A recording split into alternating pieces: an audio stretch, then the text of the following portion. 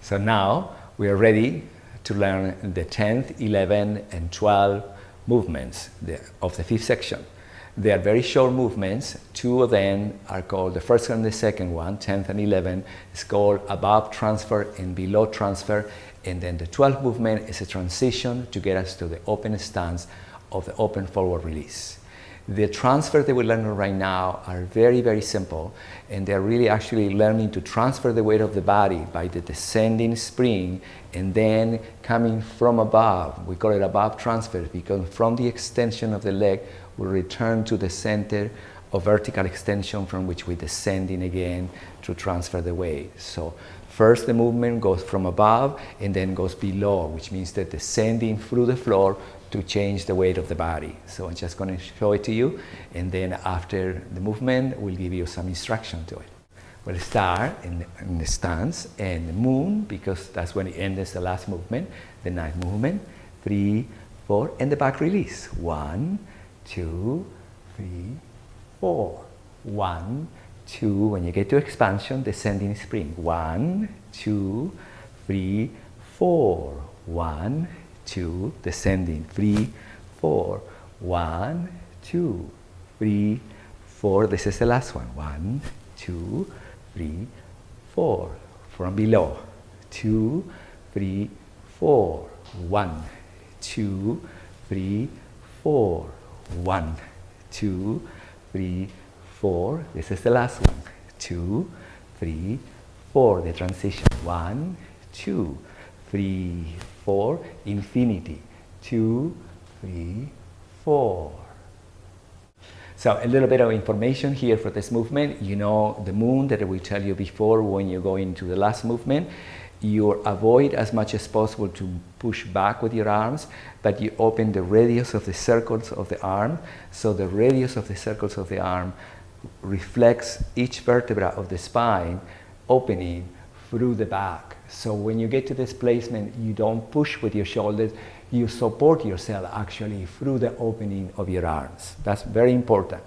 Then when you return to the vertical extension, to expansion, and then when you descend through it, descend in the descending spring, transfer the weight and extend in the degree that you're extending into one leg, extend the other one. So the descending spring and the extension correspond to the other leg, returning from above, and in the moment that you find the vertical, that's where you're descending again. So remember that when you transfer the weight, the other leg extend, coming back to the center, descending, and that is the last motion right here. So what you're learning in this movement, that as you transfer the weight, the other leg takes the balance of it, so the extension of one leg corresponds to the extension of the other. So you're extending internally. Yeah? That's the first above transfer. Once you get to the second, below transfer, your legs remain open. So from then, you're descending, and then transfer the weight in the same principle. As you're extending the leg, so you begin to find the extension of the leg inside of the spine again. Yeah? Right here, and then the last one, through it. And now from here, from the last moment of the last movement, the beginning of the transition is a circle of the arm. First, if you would just think about the arms circle, it's a circle around of the arms that corresponding to a circle around of the legs. So from here, the arms and the leg creates a circle to get you back into infinity. When you get to the last transition, just follow the movement of the arm and your leg will bring you with you. Beautiful. You will sense it that it's very easy if you don't think too much. So from the transition, from here, this is the last one, going to here, the circle of the arm, the circle of the leg, bringing you back into infinity stanza, the opening. Okay? Wonderful. For the first above transfer, when you descend in spring, you descend the spring and you bring it into the side, in this direction to the left leg, as the right extend through it. You are going from foundation, one arm opens into expansion, the other arms open to the suspended diamond, and then the arm that was in expansion return from above to the suspended diamond, and in the moment that you arrive to the center, that becomes a descending spring. So remember that in the range of vision, in the first above transfer, remains always forward, right here, extending right there, coming back to the center, right here. Remember that, and here you're learning how you're descending through the center, or how you find from above the center to descend from the center. This is the first time that instead of going from below continuously, we're going from above the center, finding the center, descending through the center, and transferring the weight to one leg, from above, descending. So the range of vision stay always side to side. And the second movement, once you go from below, is very much like we did in a bow and an arrow, but without the side plane. So you're descending right here, and then the range of vision changing to the leg that you're, to the other leg that you're extending.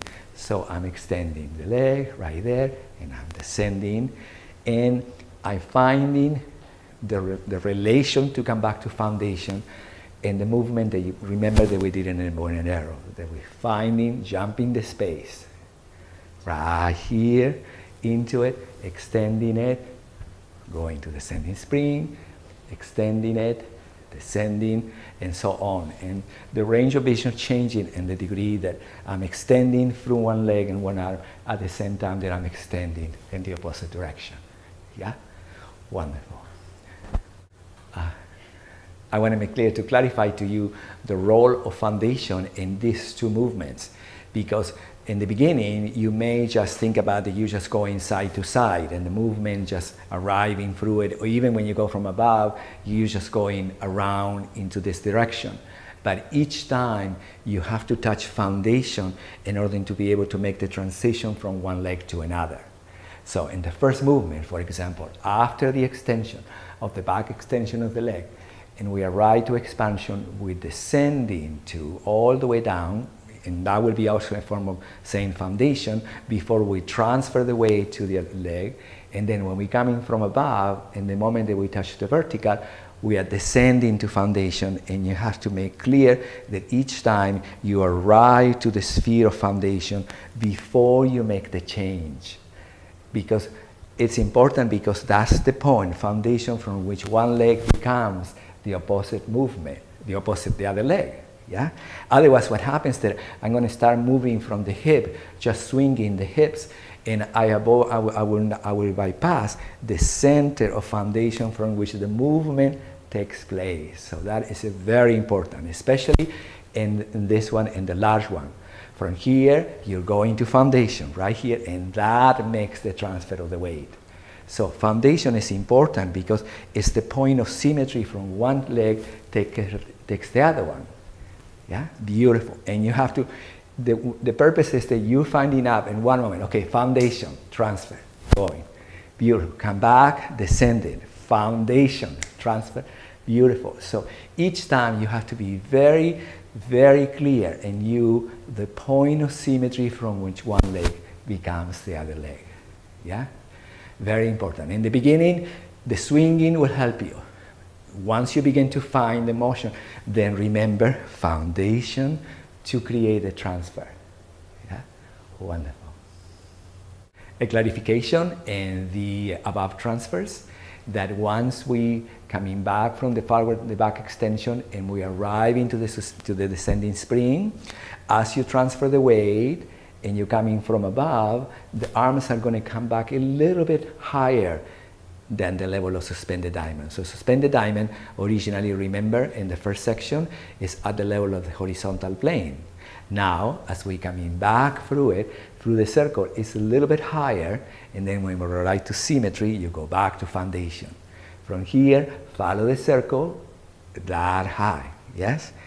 It's not at the level of the original suspended diamond, but it's a little tiny bit higher to allow the shoulder girdle and the rib cage to remain suspended. Yeah, beautiful, right there. Wonderful. Remember foundation. Each time the center of foundation is the center of the other side of the crown. So you needed to sense the floor before you transfer the weight. Okay? Wonderful.